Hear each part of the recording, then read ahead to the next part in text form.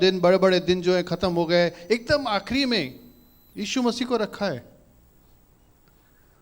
क्योंकि आखिर में यीशु ही काम आने वाला है। सब ट्राई कर लो, सब ट्राई कर लो, लेकिन आखिर में आपको यीशु मसीह के ही पास आना। एक जोरदार ताली यीशु मसीह के प्रेम के लिए।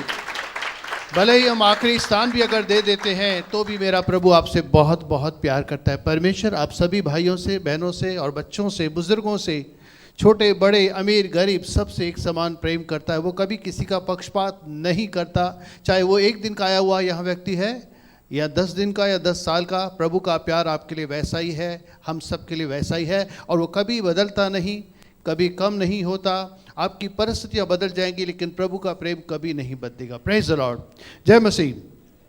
ये मुझे सोने की भाली अभी भी किसी शायद है तो ईयर रिंग मिला, अभी सोने की कुछ रिंग मिला है, कुछ रिंग है, ईयर रिंग है, क्या है पता नहीं, मिला है। किसी का हो या बहन का, शायद बहन का ही होगा, ले लीजिएगा मीटिंग समाप्त होने के बाद। वैसे सोने का भाव अभी भी भाई रोशन आज ही बता रहे थे थोड़ी देर पहले कि 1,40,000 हो गया 10 ग्राम का वजन, 10 ग्राम का जो भाव है 1,40,000 बढ़ते जा रहा है, बढ़ते जा रहा है। आज फ्लैट लेने जाओ, मार्केट में जाओ, आम लोग जो हैं एक फ्लैट लेने के लिए अगर आप जाओ अच्छी बिल्डिंग में, नई बिल्डिंग के अंदर 50-60 लाख तो मिनिमम है। ये उल्लासनगर की बात ही कर रहा हूँ, अगर बाहर जाएंगे तो हो सकता है ज़्यादा भी हो या एडजस्ट भी हो, लेकिन 50-60 लाख एक आम आदमी का ताकत है। एक आम आदमी, अमीर लोगों के लिए हो सकता है, लेकिन आम आदमी के लिए 50-60 लाख खर्च करना बहुत ही मुश्किल है। चीज़ें बढ़ती जा रही है। एजुकेशन, बच्चों को आज पढ़ाई चाहिए, लेकिन आज पढ़ाई भी हम नहीं दे पा रहे हैं, क्योंकि एजुकेशन जो है बहुत महंगा हो गया है। स्कूल के अंदर फीस महंगी, क्लासेस के अंदर फीस महंगी, किताबें महंगी, उनको तो देना ही है। अगर नहीं देंगे तो बेचारे बच्चे अनपढ़ रह जाएंगे। आप बोलेंगे हमें न घर चाहिए, न सोना चाहिए, न हमारे पास बच्चे हैं। आप घर में खाना तो खाते ही होंगे, वो भी नहीं खाते, खाना तो खाते होंगे। आज टमाटर का भाव क्या है? 50, 60, 70 रुपये, पता नहीं, साल में 1-2-3 बार ऐसे होता है कि टमाटर, कांदे, ऐसे रेट तो एकदम ऊपर हो जाते हैं। क्यों होते हैं पता नहीं, लेकिन महंगाई बढ़ते जा रही है। हर चीज़ की महंगाई, अभी बातों के अंदर महंगाई बढ़ते जा रही है। इसको छोड़िए, दूसरी चीज़ को लेते हैं, बीमारियाँ। आज के समय में बीमारियाँ कितनी हो गई हैं? लगभग तो सबको ही ब्लड प्रेशर की तकलीफ है, सबको ही शुगर की तकलीफ है, काफ़ी लोगों को हड्डी की तकलीफ है, और अब से नई नई बीमारियां रोज़ हम देख रहे हैं, सुन रहे हैं। किसी को कौन सी बीमारी हो रही है, तो किसी को खास करके भी दिमाग की तकलीफ बहुत बढ़ रही है। मोबाइल मेरे ख्याल से आने के बाद या अकेला समय बिताने के बाद, कम्युनिकेशन गैप होने के बाद, मैं देख रहा हूँ डिप्रेशन की तकलीफ बहुत ज़्यादा हो रही है, मेंटल तकलीफ बहुत हो रही है। इसके अंदर आप एंजाइटी ले लो, फियर ले लो, यहाँ बहुत सारे, लेकिन डिप्रेशन में देख रहा हूँ कि बहुत बढ़ रहा है। डिप्रेशन की तकलीफ जो है, तनाव है, क्योंकि हम आज सब अकेले हैं, सर मोबाइल हमारे साथ है, परमेश्वर भी साथ नहीं, सिर्फ मोबाइल हमारे साथ हमेशा रहता है, बाकी सब चीज़ें नहीं रहती, लेकिन एक ही चीज़ हमारे साथ रहती है, मोबाइल, और हम उसके साथ। इसके लिए दिमाग की तकलीफ बढ़ती जा रही है, बीमारियाँ बढ़ती जा रही हैं। अलग अलग जगहों पर देखेंगे अलग अलग समस्या है। कहीं पर आतंकवाद की समस्या है, कहीं पर इकोनॉमी की समस्या है, कहीं पर कोई समस्या है, कहीं कोई घर के अंदर कोई समस्या है। आप तकलीफ़ों को देखेंगे तो बहुत सारी तकलीफ़ें आपको मिलेंगी। पैसा जैसे खर्चा बढ़ रहा है, नौकरी जा रही है, कोई फिक्स नहीं है। कोई अगर नौकरी कर रहा है, अच्छे से लोग पढ़े हुए बैठे हुए हैं, लेकिन उनको नौकरी नहीं मिल रही है, या कोई गारंटी नहीं जो नौकरी कर रहे हैं कि आज है कल रहेगी या नहीं रहेगी, कब कंपनी निकाल दे पता नहीं, कब क्या हो जाए पता नहीं। बड़ी बड़ी कंपनियां निकाल देती हैं। आपसे अभी मैं सवाल पूछना चाहता हूं, इस दुनिया में, दुनिया की बात कर रहा हूं, दुनिया में सबसे बड़ी समस्या, सबसे बड़ी प्रॉब्लम क्या है? क्या महंगाई है? क्या अनपढ़ जैसे इलिटरेसी कहा जाता है वो है? या आतंकवाद है? इकोनॉमी है? बीमारियां हैं? क्या है सबसे बड़ी से बड़ी समस्या इस दुनिया में कौन सी है? दुनिया के लिए सबसे बड़ी समस्या कौन सी है? आप मुझे जवाब बताइए। आपको क्या लगता है? बीमारी सबसे बड़ी है, गरीबी सबसे बड़ी है, आतंकवाद सबसे बड़ा है, जो मन की शांति, ये तो आशीष है। ये प्रॉब्लम बता रहा हूं मैं, प्रॉब्लम के लिए पूछ रहा हूँ। अशांति बोल रहे हैं आप, अशांति, यस, हो सकता है काफ़ी लोगों को अशांति का समस्या है। मैंने जैसे बोला, तनाव के अंदर जीवन है और डिप्रेशन का है तो लोग अशांत हो जाते हैं। आप बताइए, थोड़ा सोचिए, दुनिया में दुनिया के अंदर सबसे बड़ी भयंकर तकलीफ, भयंकर बात कौन सी है? बड़े से बड़ा प्रॉब्लम कौन सा है? अंधकार। अंधकार बहुत बड़ी प्रॉब्लम है। आप बहनें थोड़ा अंधकार में बैठी हैं, थोड़ा रोशनी में आ जाइए, थोड़ा हमें रोशनी दीजिए। सबसे बड़ी प्रॉब्लम क्या है इस दुनिया में? बताना चाहूँगा, सबसे बड़ी और भयंकर प्रॉब्लम जो है इस दुनिया के अंदर है पाप। सबसे प्रॉब्लम, जो सबसे बड़े से बड़ा जो है काम है, प्रॉब्लम है, समस्या है, पाप है। यहाँ पर सब लोग बीमार नहीं बैठे हैं। किसी को शीक है, डायबिटीज़ है, हो सकता है किसी को ब्लड प्रेशर है, लेकिन सबको नहीं है। हो सकता है कोई गरीब है कि फ्लैट नहीं खरीद सकता, लेकिन सबको ये तकलीफ नहीं है। कई लोग खरीद भी रहे हैं। आतंकवाद है, लेकिन सब जगह पर नहीं है। बीमारियां हैं, बहुत सारी तकलीफें हैं, लेकिन सब जगह नहीं है। और इन चीज़ों को कम भी किया जा सकता है। आने वाले समय के अंदर इन बातों को हम प्रॉब्लम सॉल्व भी कर सकते हैं। महंगाई हो सकता है कम हो जाए, डॉलर कम हो जाए, इकोनॉमी लेवल हो जाए, हो सकता है आतंकवाद का एक दिन ख़त्म हो जाए, हो सकता है ऐसी टेक्नोलॉजी है कि भयंकर भयंकर बीमारियां हैं, डायबिटीज़ है, कैंसर है, इनका इलाज इस दुनिया में आ जाए। तो इन चीज़ों का इलाज है, लेकिन सबसे बड़ी जो प्रॉब्लम है पाप, वो सब जगह है। आप अमेरिका में चले जाओ, चाइना में चले जाओ, पाकिस्तान में चले जाओ, हिंदुस्तान में आ जाओ, किसी भी राष्ट्र में चले जाओ, हर इंसान इस बीमारी से मतलब पीड़ित है। पाप की बीमारी हर एक इंसान को है और इसका इलाज कहीं पर भी नहीं है। इस पाप की बीमारी का इलाज कहीं पर भी नहीं है। ये बीमारी सबको है। आप कहीं पर भी चले जाओ, आतंकवाद सब जगह नहीं है, गरीबी सब जगह नहीं है। हो सकता है प्रॉब्लम है, जो आपके लाइफ में पैसों की तकलीफ होगी, हो सकता है आप पढ़े लिखे नहीं हैं, आपके बच्चे नहीं पढ़ रहे हैं, आपको घर नहीं है। लेकिन ये बीमारी, पाप की बीमारी, हर एक इंसान को है, हर देश के अंदर हर नागरिक को है ये तकलीफ। ये सबसे बड़ी प्रॉब्लम है दुनिया की। इससे हम थोड़ा गहराई से आज समझने के प्रयास करेंगे, लेकिन सबसे पहले मैं आपसे पूछना चाहूँगा कि आखिर पाप होता क्या है? आप पाप, किस चीज़ को पाप कहते हो? पाप क्या है आपके हिसाब से? पाप क्या है? परमेश्वर, बिल्कुल सही, एक जोरदार ताली हमारी बहन के लिए बजाते हैं। परमेश्वर की आज्ञा का उल्लंघन, इसको कहते हैं पाप। लेकिन हम थोड़ा इसको और भी गहराई में जानेंगे। जब हम अपना रास्ता चुनते हैं, परमेश्वर के रास्ते पर नहीं चलते, लेकिन अपनी मर्जी चलाते हैं, अपनी मनमानी करते हैं, परमेश्वर की बात नहीं सुनते, इसको भी पाप ही कहा जाता है। हम लोग खोलेंगे व्यवस्था विवरण,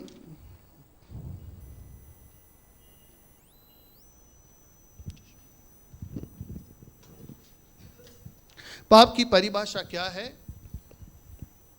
हम इसको थोड़ा सीखेंगे।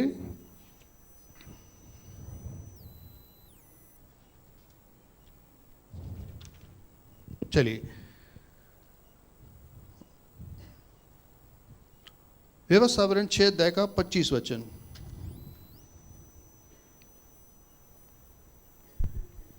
और यदि हम अपने परमेश्वर यहोवा की दृष्टि में उसकी आज्ञा के अनुसार इन सारे नियमों को मानने में चौकसी करें, तो वह हमारे लिए धर्म ठहरेगा।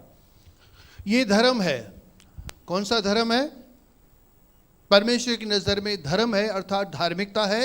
हम परमेश्वर की नज़र में तब धर्मी बनते हैं जब हम उसकी सारी आज्ञाओं का पालन करते हैं, मतलब पवित्र बनते हैं, कहेंगे धर्मी बनते हैं तब जब हम सारी परमेश्वर की आज्ञाओं का पालन करते हैं। इसका उल्टा क्या होगा? जब उसकी आज्ञा का पालन नहीं करते तो हम अधर्मी ठहरते हैं, है कि नहीं? इसका अगर सही अंदाज में लिया जाए, अगर हम मानते हैं तो ये हमारे लिए धर्म है।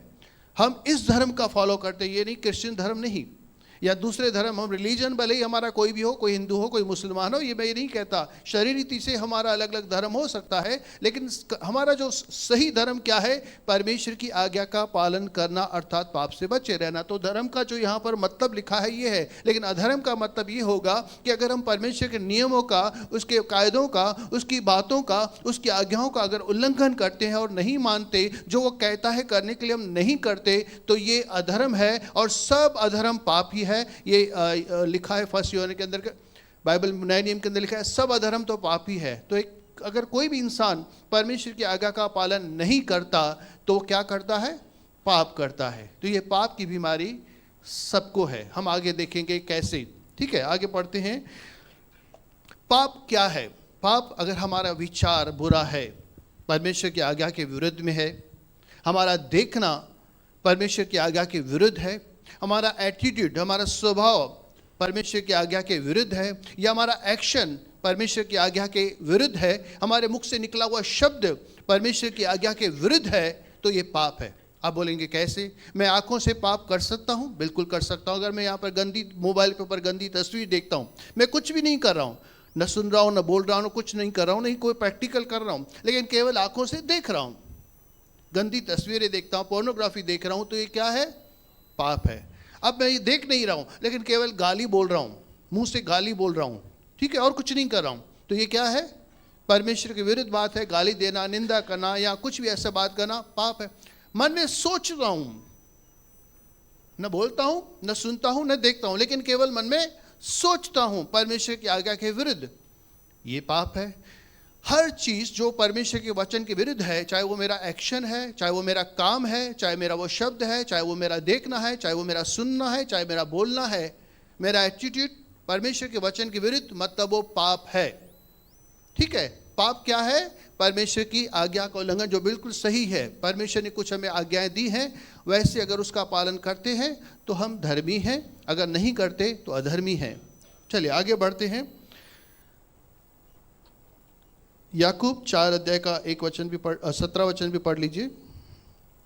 जैसे कानून हम तोड़ते हैं, नो एंट्री में हम सिग्नल तोड़ के, जैसे हम लोग यहाँ जाते हैं या नो एंट्री में जाते हैं, तो क्या करते हैं? हम कानून को तोड़ते हैं, और एक कानून को तोड़ना क्या होता है? हमारे लिए क्राइम हो जाता है, हमारे लिए एक दंड का कारण बन जाता है। हालांकि रोड भी हमारा, गाड़ी भी हमारी, चला भी हम रहे हैं, पैसा भी टैक्स का हम ही भरते हैं रोड को बनाने के लिए, लेकिन गलत जगह पर चले गए तो फाइन वही पुलिस वाले हमारे ऊपर डालते हैं, जो हमारी रक्षा और सुरक्षा के लिए तैनात किए गए, वही हमारे ऊपर दंड लगाते हैं। तो आज्ञा का उल्लंघन, रूल को तोड़ने को कहते हैं पाप। तो ये भी एक बार पढ़ लीजिए, याकूब 4:17। इसीलिए जो कोई भलाई करना जानता है और नहीं करता, उसके लिए यह पाप है। अब अच्छा, अभी बोलेंगे मैं ये व्यभिचार नहीं करता, गाली नहीं देता, चोरी नहीं करता, बेईमानी नहीं करता, नहीं करता, नहीं करता, नहीं करता, ठीक है, लेकिन जो करना चाहिए वो भी अगर नहीं कर रहे हैं, तो जो आपको करना है आप नहीं कर रहे हैं, वो भी पाप है। आपको बोला गया है अगर गरीबों की सुद्धि लो, विधवाओं की सुद्धि लो, अनाथों की सुद्धि लो, और हम नहीं लेते तो क्या करते हैं? पाप करते हैं। अच्छा काम जो करना चाहिए और नहीं करते, वो भी पाप है।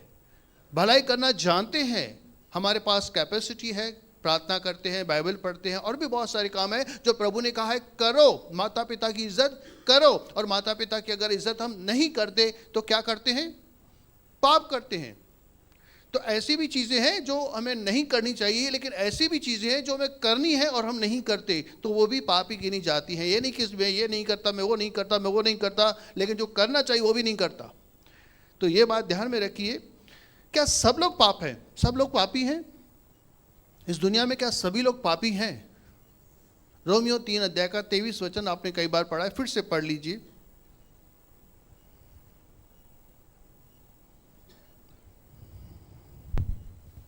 इसीलिए कि सबने पाप किया है और परमेश्वर की महिमा से रहित है। बाइबल का इससे दावा करती है कि सब ने पाप किया है।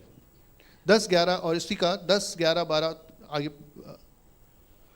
10-11 से लेकर 18 तक पढ़िए। जैसा लिखा है कि कोई धर्मी नहीं, एक भी नहीं। बाइबल का वचन सत्य वचन है, परमेश्वर के द्वारा लिखित है, और ये दावा करता है कि इस दुनिया के अंदर एक भी इंसान जो है धर्मी नहीं है और एक भी सच्चा नहीं है। लिस्ट दी हुई है, लिस्ट को पढ़ते हैं। कोई समझदार नहीं, कोई परमेश्वर का खोजने वाला नहीं, सब भटक गए हैं, सब के सब निकम्मे बन गए, कोई भलाई करने वाला नहीं, एक भी नहीं। उनका गला खुली हुई कब्र है, उन्होंने अपनी जीभों से छल किया है, उनके होठों से सांपों का विष है, और उनका मुंह श्राप और करवाट से भरा है। उनके पांव लहू बहाने को फुर्तीले हैं, उनके मार्गों में नाश और कलेश है, उन्होंने कुशल का मार्ग नहीं जाना, उनकी आंखों के सामने परमेश्वर का भय नहीं।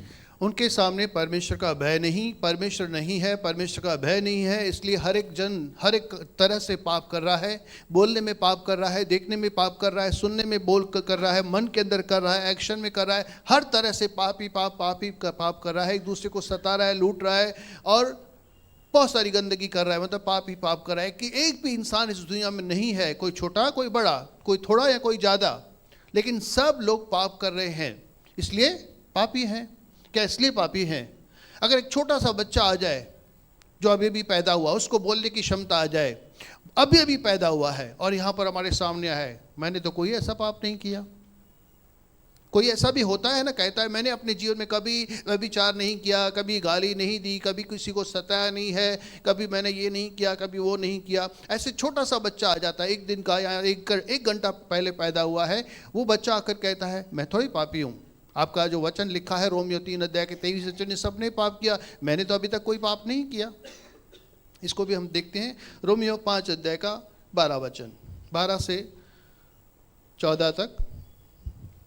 इसीलिए जैसा एक मनुष्य के द्वारा पाप जगत में आया और पाप के द्वारा मृत्यु आई, और इस रीति से मृत्यु सब मनुष्यों में फैल गई, इसीलिए कि सब ने पाप किया।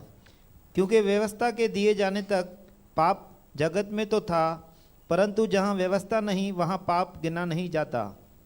तो भी आदम से लेकर मूसा तक मृत्यु ने उन लोगों पर भी राज्य किया जिन्होंने उस आदम के अपराध की नाई, जो उस आने वाले का चिन्ह है, पाप न किया। 19।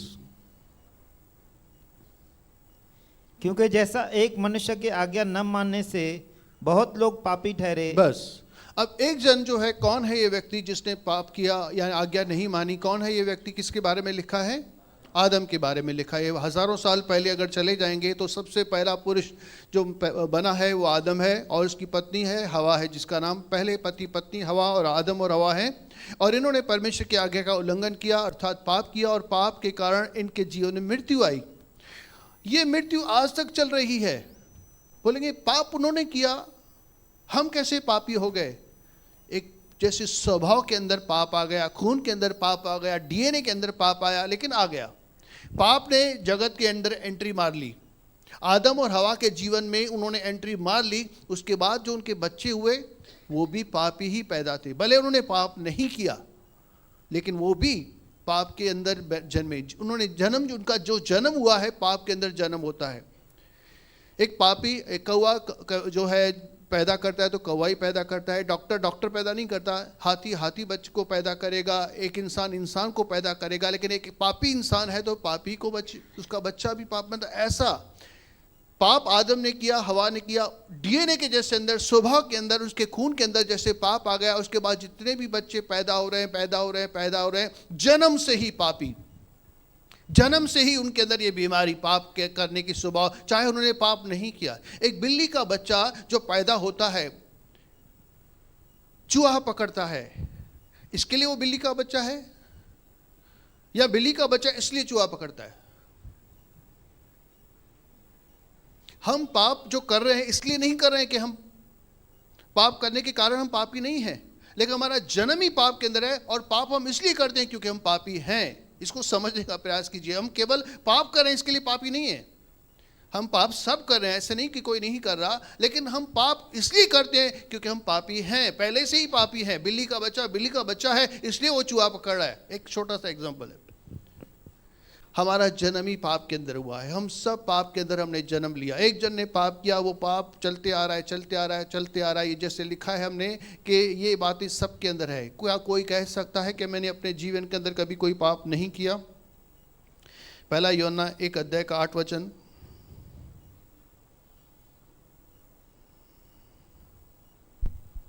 यदि हम कहें कि हम में कुछ भी पाप नहीं तो अपने आप को धोखा देते हैं और हम में सत्य नहीं।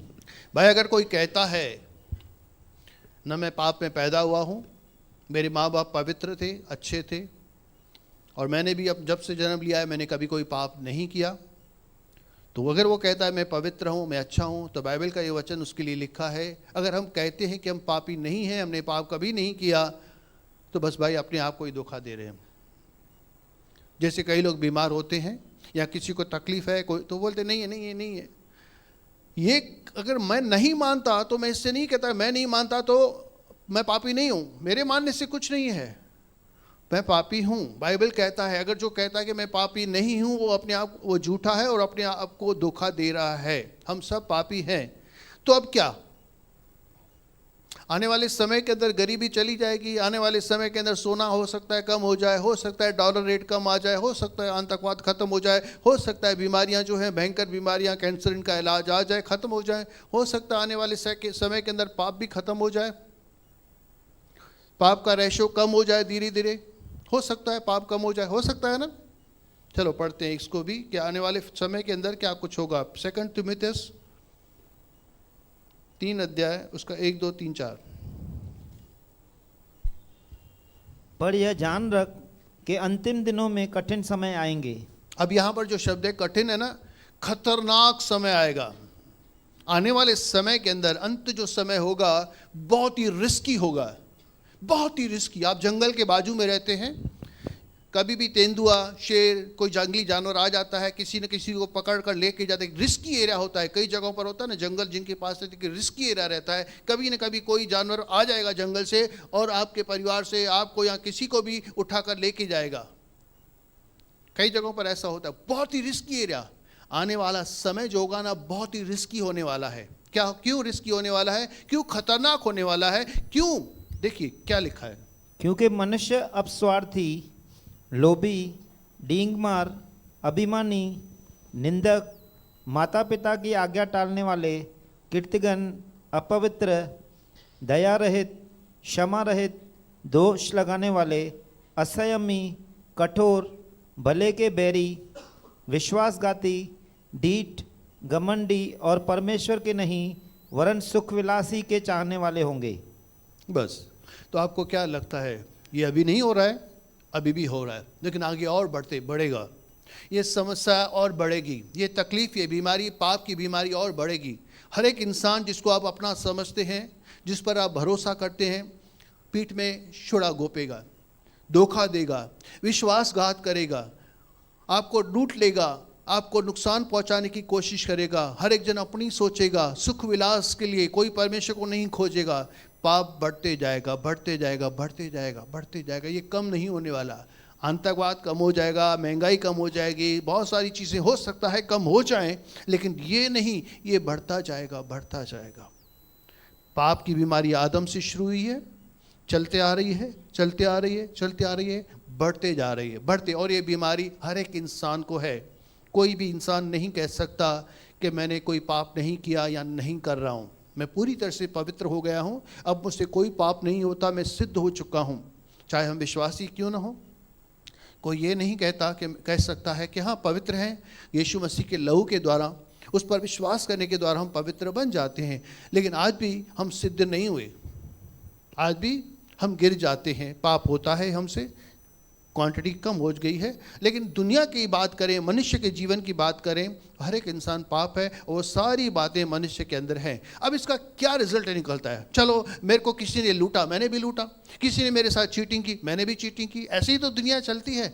झूठ बोला तो क्या हुआ, धंधे में मैंने झूठ बोला, दूध के अंदर मिलावट की तो क्या फ़र्क पड़ता भाई, क्या होता है? 2 पैसे कमाने हैं, महंगाई है, 2 पैसे कमाने हैं ना मेरे को, मैंने मिलावट की।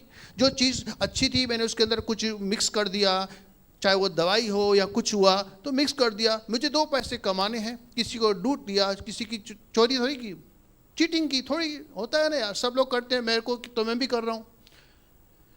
इससे क्या नुकसान होता है? मैं पाप कर रहा हूँ तो किसी का क्या जाता है? चीटिंग करता हूँ मेरे को फायदा हो रहा है ना, व्यभिचार कर रहा हूँ मेरे को मजा आ रहा है, दारू पी रहा हूँ मेरे को मजा आ रहा है, अच्छा लग रहा है, किसी का क्या जाता है? मैं किसी को लूट रहा हूं, किसी को मार रहा हूं, इससे क्या होता है? मेरा फायदा हो रहा है। इसकी रिजल्ट क्या है, क्या नुकसान हो सकता है मेरा? अगर मैं ऐसा सोचता हूं तो मैं क्या कर रहा हूं? पाप तो कर रहा हूं, बिंदास कर रहा हूं, तो इसकी रिजल्ट क्या है? पाप के कारण क्या होता है?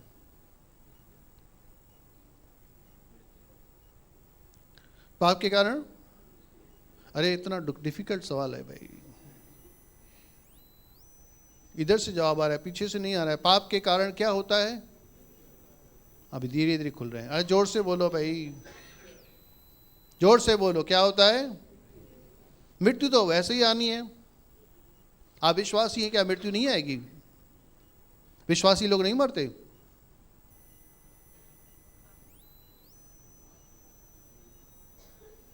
पाप का परिणाम क्या है?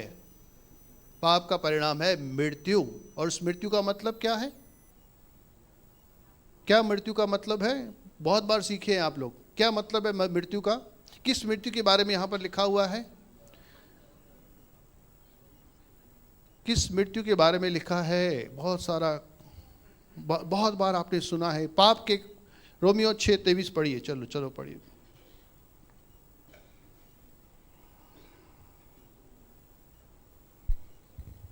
क्योंकि पाप की मजदूरी तो मृत्यु है। पाप की मजदूरी, आप नौकरी करते हैं, आपको पगार मिलती है, तनख्वाह मिलती है।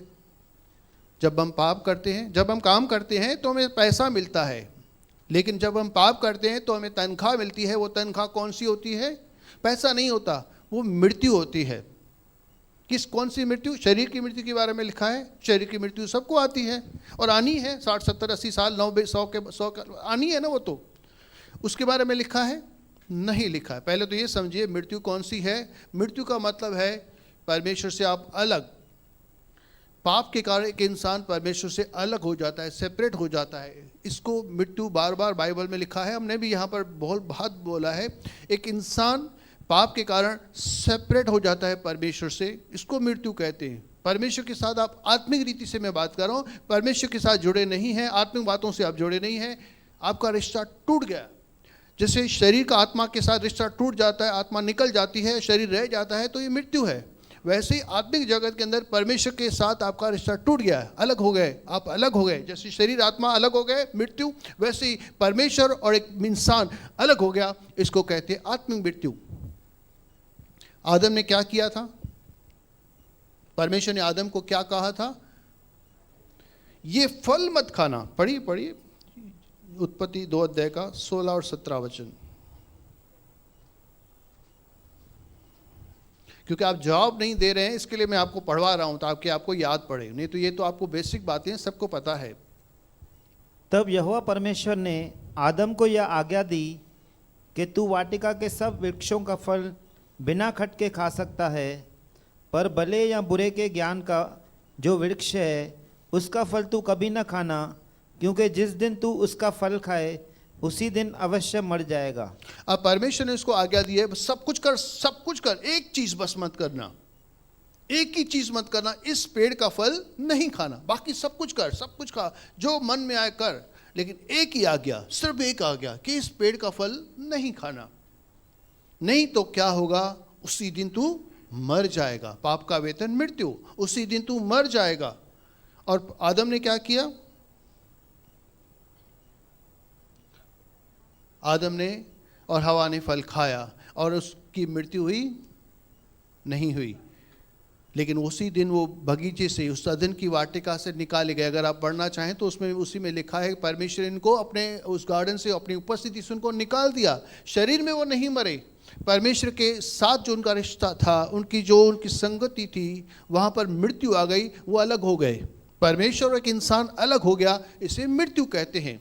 उसी दिन हुआ, एक इंसान परमेश्वर से अलग हो गया और आज तक एक इंसान परमेश्वर के साथ जुड़ा नहीं है, क्योंकि सब पाप कर रहे हैं और परमेश्वर को ना कोई देख सकता है, ना सुन सकता है, ना उससे मिल सकता है, ना उससे भेंट कर सकता है। वो रिश्ता है ही नहीं, सब मृत्यु के वश में है।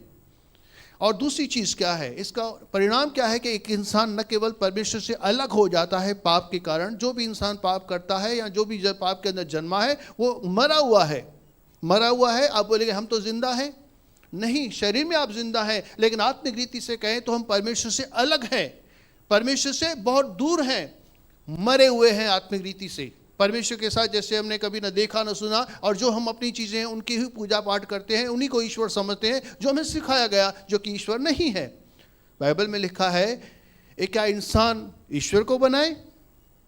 नहीं, वे ईश्वर नहीं हो सकते। परमेश्वर ने इंसान को बनाया, इंसान ईश्वर को बना रहा है। क्या वो ईश्वर हो सकता है? नहीं। तो इंसान अपनी कोशिश कर रहा है। ठीक है, यहां पर जो बात कर रहा हूं मैं, सेपरेशन, मृत्यु, पाप का वेतन मृत्यु है। वेतन क्यों लिखा है?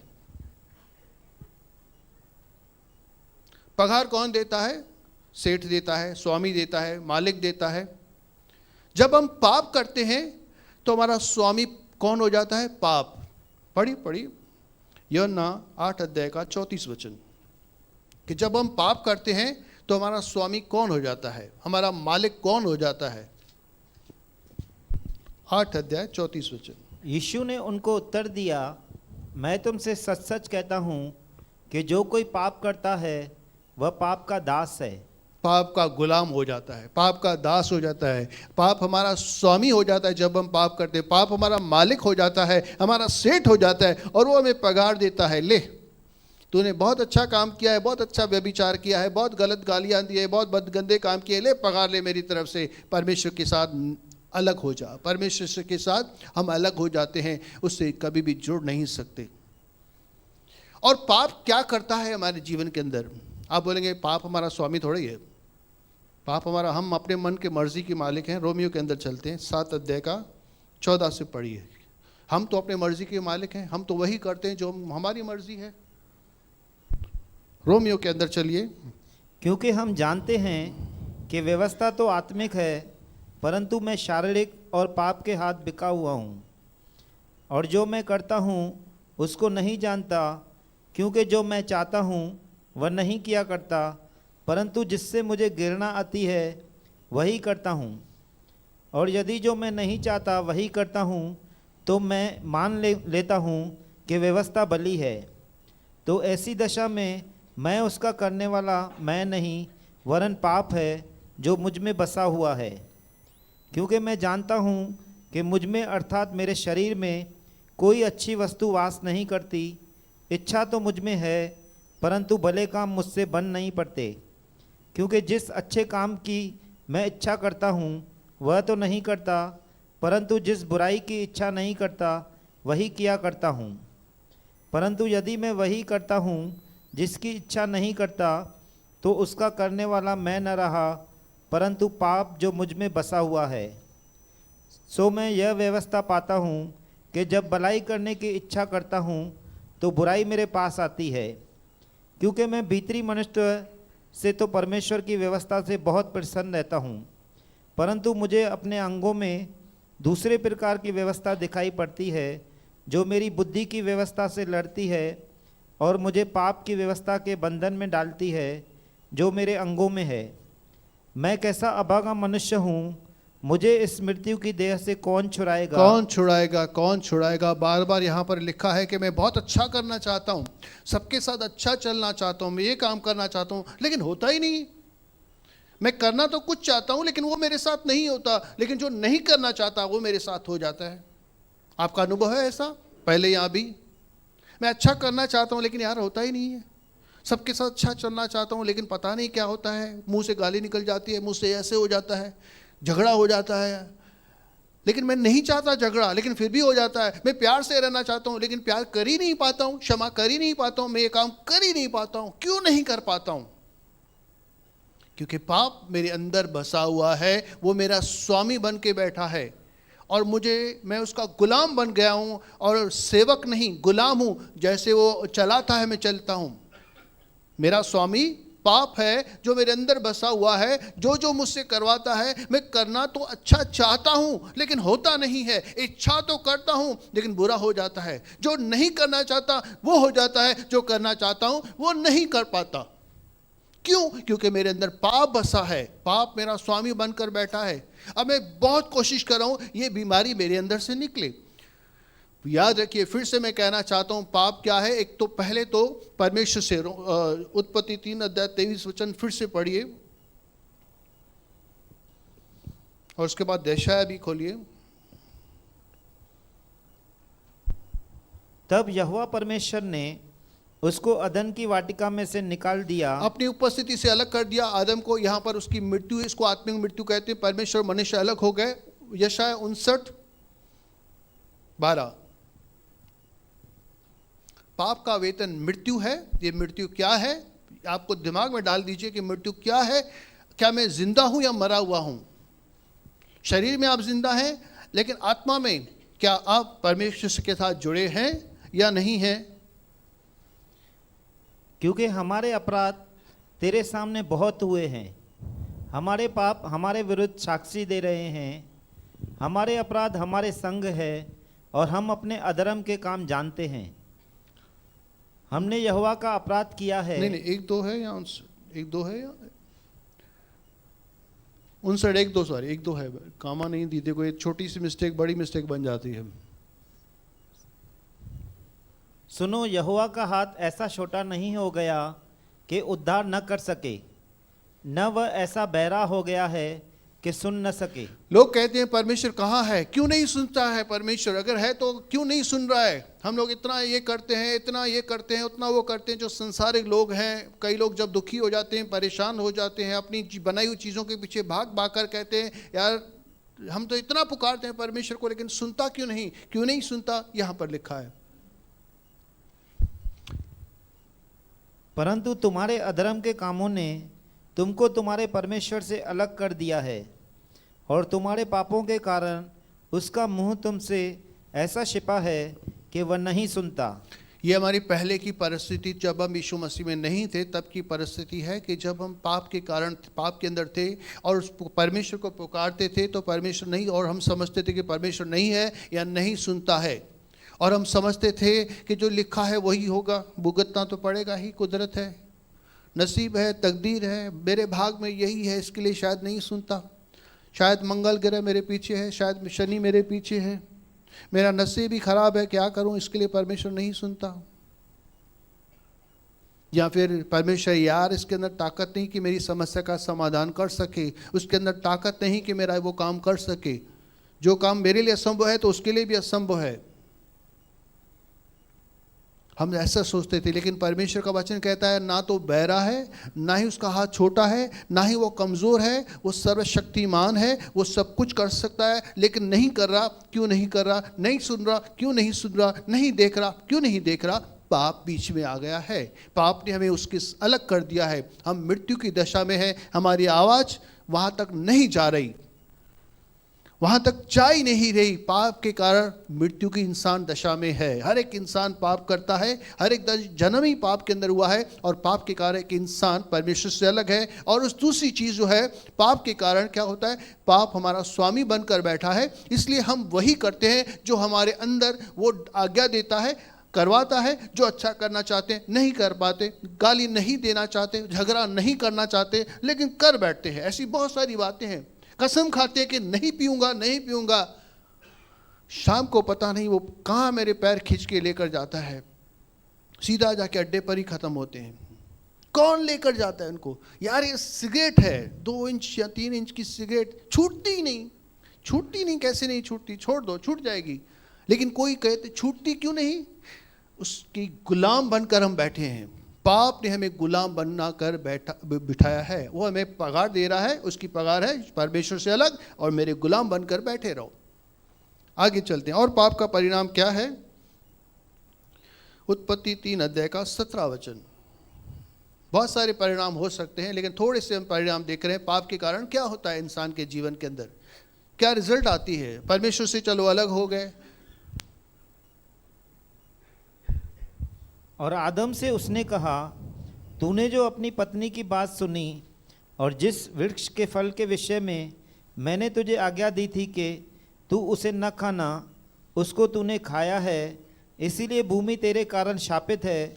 अब यहाँ पर एक श्राप आ रहा है, इस धरती पर, इस दुनिया में एक श्राप आ रहा है पाप के कारण। परमेश्वर ने इसको कहा तेरे कारण, क्योंकि तूने मेरी आज्ञा का उल्लंघन किया है, तूने पाप किया है और मेरी आज्ञा नहीं मानती। मैंने जो तुझे कहा वो तूने नहीं कहा, लेकिन पत्नी की बात तूने मानी है।